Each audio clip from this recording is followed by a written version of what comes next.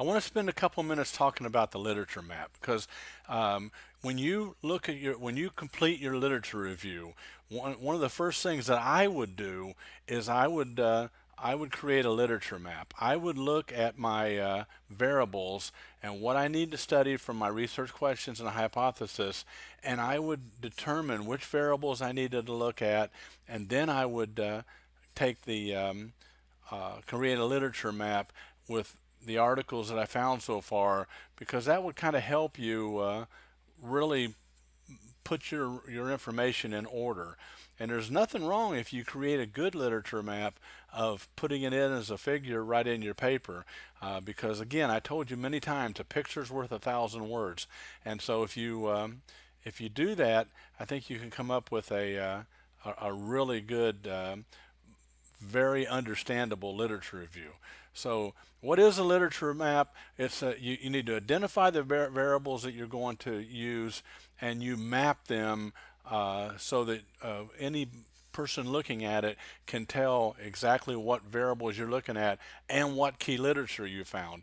That's the biggest thing that you're trying to do, is you're trying to find the best literature on each one of your variables, and so the literature map will help you do that.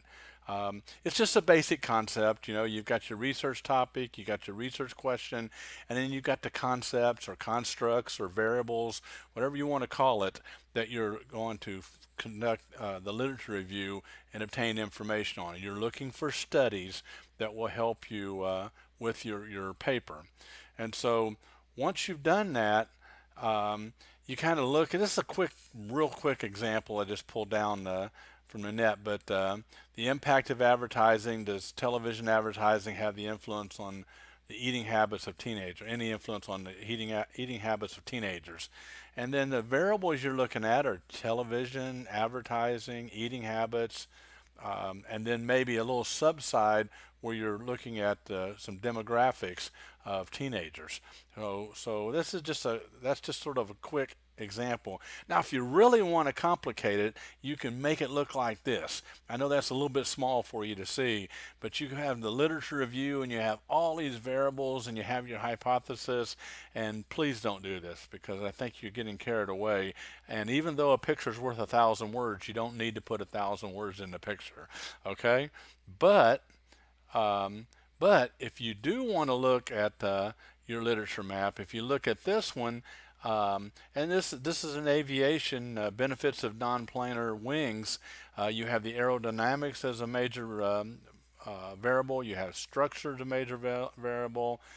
You have the terminology, and then you've got articles that support these variables. Okay, and so this is kind of a map of the research that you found so far, and you notice that in this particular one, they put a little bit of bibliography on there so you can see what they have.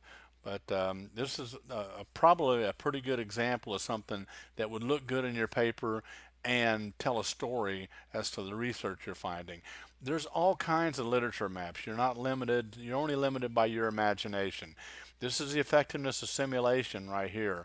And you're looking at some different variables, the types of simulation, transfer of skills, and aviation related simulation.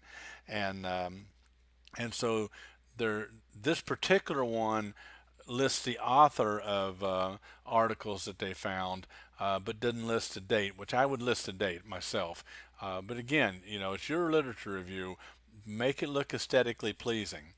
Um, this one is another one, just a table right here where the research questions are listed and the variables are safety, situational awareness, and technology.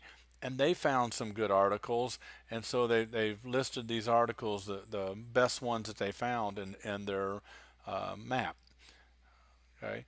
Another good examples, safety management systems, broke it down into policy, assurance, risk management, promotion, and they've listed some articles, but they've got a long way to go to make this a meaningful uh, literature map. But it's a start, and it's a good way to get your paper moving the direction you want it to. So this particular one here looks at general aviation pilot training concerning spatial disorientation.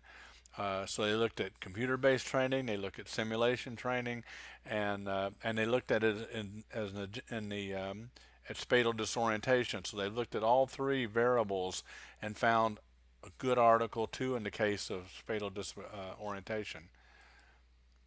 So another one on